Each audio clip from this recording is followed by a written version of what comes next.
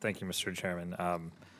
I wanted to go back to something I mentioned a couple of times, which is what is a covered facility and a not covered facility.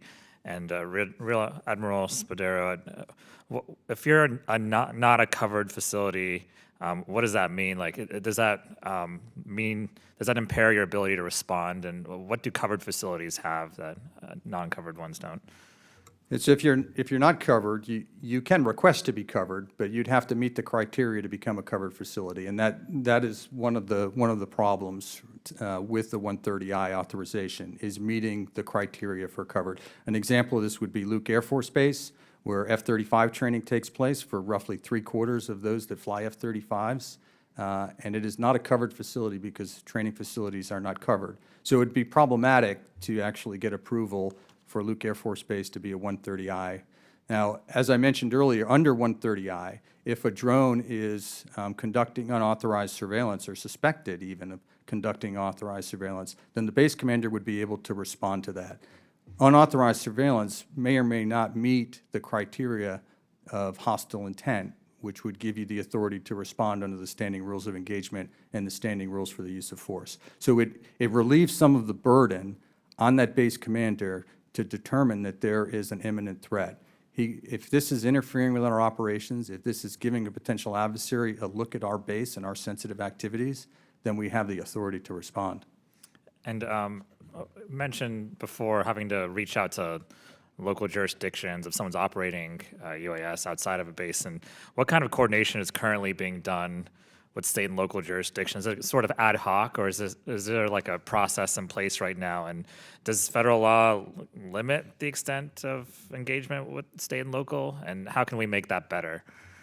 Yeah, thank you for that question. So each base commander, one of his imperatives is to build relationships with the local community. That would include law enforcement agencies. It is covered extensively in all of the base commander courses. So they're part of their training and their education program before they assume command is building how to build those relationships, the importance, what the limitations of those are. So each individual base commander is responsible.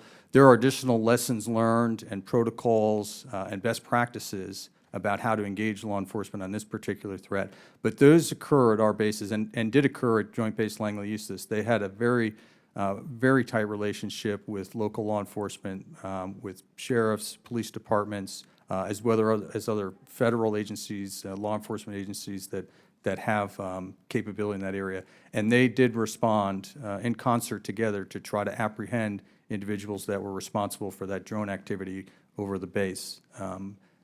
So that it does occur, and it is very important. And as far as technology and mitigation, I don't know, maybe this is the right forum for this, but broadly, do you think there's technology gaps currently? And do you think that there's progress being made towards kind of filling those gaps? And what can we do, both in Congress as well as the private industry, to help kind of fill the gaps when it comes to technology for trying to address both kinetic and non-kinetic solutions? Yeah, in general, the technology to field systems has far outpaced the technology to defeat those systems. It's a much wider, broader, deeper market for drone application for commercial and recreational purposes. So hence that technology has evolved very quickly from radio-controlled drones to now fully autonomous drones that may or may not even rely on reception of a GPS signal, which would make it very challenging to intercept. So on the counter-drone activity, you have to come back to agencies that would be interested in that, like Department of Defense, Department of Homeland Security, FBI, law enforcement agencies. So we have to partner and we have to create that demand within industry to get technology back on pace to counter this ever-increasing emergence of drone technology. Do you feel like we have the personnel right now and the expertise in the country to be able to do this? I think we've seen a good response. I'll defer to Secretary Dillison. He can talk about DIU and other organizations that have really made a solid partnership with industry to advance this technology. Thank you, Admiral. Yes, there's several different organizations within the DoD that are looking at this issue and moving out rapidly to acquire new capabilities such as the JRAC, the Joint Counter UAS Office, and DIU.